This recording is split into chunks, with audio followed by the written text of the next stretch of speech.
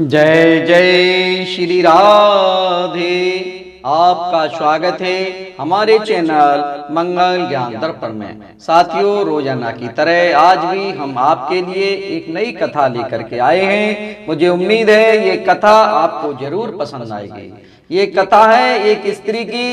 एक स्त्री जो शुरू से ही भगवान की भक्ति में लगी रहती थी, भगवान के पूजा पाठ करती रहती थी, और अंत में भगवान ने उसे क्या वरदान दिया हम आपको ये बताएंगे। साथियों, ये मेरी कथा आपको जरूर पसंद आएगी। आपसे निवेदन रहेगा मेरे चैनल को सब्सक्राइब अवश्य कर लें। अपने इष्ट मित्रों में भी मेरे चैनल को जरूर भेज दें, जिससे कि मेरा चैनल सब्सक्राइब हो जाए। अब हम चलते हैं कथा की ओर। साथियों, बहुत समय पहले की बात है। एक गांव में एक स्त्री रहती थी। वह स्त्री भगवान को बहुत मानती थी, भगवान की बहुत पूजा पाठ करती थी, और वह स्त्री धार्मिक व चरित्रवान भी बहुत थी। और चरित्रवान के साथ साथ प्रभु की भक्ति भी थी। शादी के काफी वर्ष बीत गए, लेकिन उस स्त्री के कोई संतान ही नहीं हुई। उसे कोई संतान का सुख नहीं मिला। साथियों, इसके बाद ही उस स्त्री को कोई कष्ट नहीं था, कोई दुख नहीं था, और वह भगवान की भक्ति में लगी रही। साथियों, समय बीतता गया और साथ ही साथ उस स्त्री पर घोर गरीबी आ गई, और गरीबी के साथ साथ वह धीरे धीरे उसकी आंखों की रोशनी भी चली गई। उस स्त्री को बहुत कष्ट हुआ, क्योंकि उसके कोई संतान भी नहीं थी, उसकी देखरेख करने वाला भी कोई नहीं था। घोर कष्टदायक समय आ जाने पर भी वह स्त्री भक्ति मार्ग से विचलित नहीं हुई। उसका प्रभु पर अटूट विश्वास था। उसके विचारों में एक ही बात रहती थी, कभी तो अच्छे दिन भी आएंगे। समय सदा एक सा नहीं रहता। वह औरत, वह स्त्री एकादशी का व्रत बचपन से ही रखती आई थी, और अब भी वह व्रत रखती थी। एक बार एकादशी का दिन था।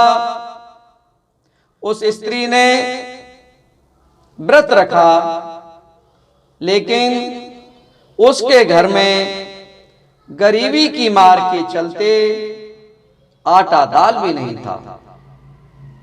वह स्त्री बहुत परेशान हुई और प्रभु की मूर्ति की ओर देखती और सोचती, और भगवान से कहने लगी, भगवान, ये कैसी परीक्षा है।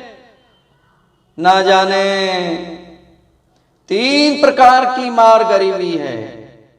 ना संतान है, ना आंखें ही हैं, और नहीं धन है। मुझे तो 3 प्रकार की गरीबी मिली है। साथियों, यह सोचते सोचते वह स्त्री सो गई, और रात्रि को सोते सोते उसे स्वप्न आया कि भगवान स्वयं उसके सामने खड़े हैं, और भगवान बोले उस स्त्री से, मैं तेरी निष्काम भक्ति से प्रसन्न हूं। तू कोई भी एक वरदान मांग ले। साथियों, वह स्त्री बहुत चालाक थी। वह स्त्री बहुत होशियार थी, क्योंकि वो भगवान की भक्ति में ही शुरू से लगी रहती थी। समय और समझ का प्रभाव देखो।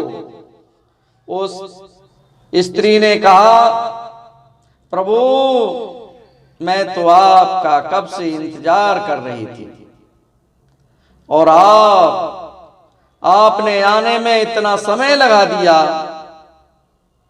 ये बात कहती जा रही थी, और वह सोचती जा रही थी कि मैं भगवान से कौन सा ऐसा वर मांगूं जिससे कि मेरा कल्याण हो जाए। उधर भगवान बोले, नहीं नहीं कोई बात नहीं, मैं आज आ गया हूं, तुम एक वरदान मुझसे मांग लो। तब तक उस स्त्री ने वो वरदान के बारे में सोच लिया और वह भगवान से कहने लगी, ठीक है भगवान, आप मुझे वरदान देना ही चाहते हो तो मैं ये चाहती हूं कि मैं अपने पड़पोत्र को सोने के पालने में झूलता हुआ देखूं।